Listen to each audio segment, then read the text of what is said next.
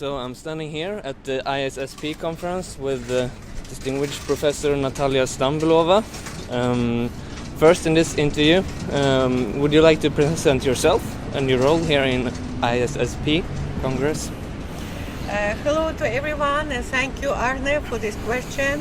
So I am Natalia Stambulova, Professor of Sport and Exercise Psychology, Halmstad University in Sweden. And I'm serving for 16 years at the ISSP Managing Council and last 8 years as a Vice President. And yesterday there was a day of my transition out of the Managing Council because you cannot be more than 16 years, but I'm glad that the new active Managing Council is elected, so it makes me happy about the future of the ISSP. Good, thank you. And this is the last day of this awesome conference. What's your impression so far? In fact, I participated in congresses of ISSP since 1997. So that means it's my probably 5th ISSP Congress. And I can say that absolutely surely that this is the biggest ever ISSP Congress in terms of amount of participants. That is about 1,000, and it's also representatives of 67 countries. We never had such a big scientific program as well.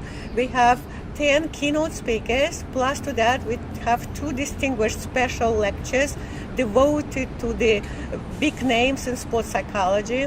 Then we have probably the biggest symposium program. We have kind of 15 parallel symposia in each time slot. I think the maximum was typically 10, and we have a big poster program as well. So the program is really extensive, and so far a bit tired but satisfied. Good. And in these 16 years, what's your experience of the trends, and how has ISP developed during this period? I think that quite many changes happen in this ISSP development during this period, and also with the years with an ISSP Managing Council, I have learned more and more about the philosophy of the ISSP. ISSP is a very special organization, different from all continental societies or national societies, because it's world level, the only world level like umbrella organization, so it influences philosophy and values. So the major mission of ISSP is develop sport and exercise psychology, research, practice, education all over the world.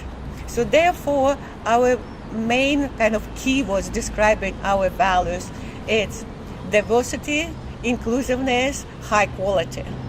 So for us it's important that not only, let's say, in Europe or in the North America sports psychology develops well, for us it's important that sports psychology develops in Africa, that is developed in East European countries who after disintegration of the Soviet Union as social camp actually lost these quite prominent positions in sports psychology, and now they would like to be involved again. So there are different processes, India, for example, so that we try to take care about everything.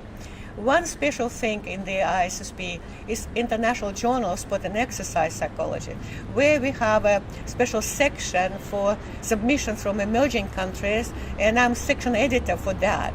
That is our idea, is to help scholars from developing countries publish internationally in high-level journals.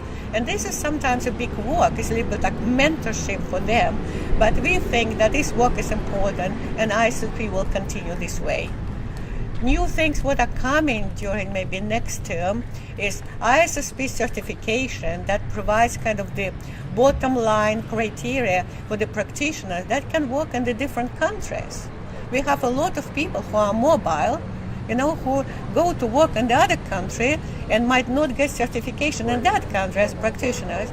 But if they have ISSP certification, that means, okay, they meet, we can say, ground criteria and can work in the different countries. I think it's very profitable. We organize continuous education workshops in the different countries who invite us, and the managing council experts that go and share their experiences. Many of them are practitioners working at the Olympics, high-level researchers, and so forth. We also always do conferences and presentations in all the countries we go with the managing council meetings. Oh, so that's nice. It's a diverse and international society that really, highlights. I think it's also one important line in our way is working with the young scholars. We always have a task to make any ISSP Congress, we call it Young Scholars Friendly. And we have award, ISSP Developing Scholar Award, that we give to 2 young scholars, international scholars that support their careers and make them visible. So this year we have also 2 people. Is Amy Blodgett from Canada and as Queen Chi from China, or Hong Kong more exactly, and very impressive presentations. That was yesterday in the General Assembly. We also see in this Congress that many young scholars not only have symposium presentation, which is prestigious, but they also lead this symposium. For example, my colleague from Halmstad, Karin Josefsen-Wehrmann, she has her symposium today in the afternoon, and she invited quite prominent researchers to be with her, and they said, yes, I think it's a very good achievement. Nice, and there you mentioned Halmstad as well. Halmstad is really well represented there. Oh yes, absolutely. I can say that again, probably the biggest group ever came to World Congress from Halmstad. We are 12 people, and also it's nice to see how kind of the senior scholars, like for example me and Professor Urban Johnson, but also a lot of our PhD students and young colleagues like you, Arne, are here, and also you are popular guys. I see that a lot of people are interested to talk to you, come to listen to your presentations, see your posters. I cannot say that I could listen everybody because I am very busy at the Congress, but I can say I'm very satisfied with presentations of my PhD student, Alina Frank, Lucas Liner, Johan Eklingen. So I feel that we are doing very good job in Halmstad, and I do hope we will grow even more. Thank you very much. And to summarize this and end this interview, would you give some what's your perspective of the future for ISSP? No, first of all, ISSP, the biggest event for ISSP is the World Congress, of course. And we work like 4 years until the next Congress. I would like to say that some good words about Seville organizers. They worked very actively for 4 years, and being a chair of the Relations and Site Committee of the ISSP, I visited Seville 2 times during this period, helping organizers to prepare different things. I think that it's very warm hospitality here. So Seville organizers could not organize the weather, which is a little bit too hot here for Swedish people. But at the same time, I mean, people are very warm. They try to do their best. Of course, there are a little bit ups and downs in organization, but basically I think that the Congress has a success. At the same time, ISSP already looking forward for the next Congress. And during the last Managing Council meeting here, there was a presentation of 3 candidates, and the proposal of Taipei in Taiwan won. So that means in 2021, we are all invited to go to Taipei.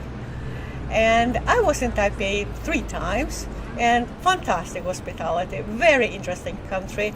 And I do hope that the next Congress will be at least not worse than this, but most probably better. Sounds great. Thank you very much for a great conference, and thank you for participating in this interview. Thank you, Arne. My pleasure.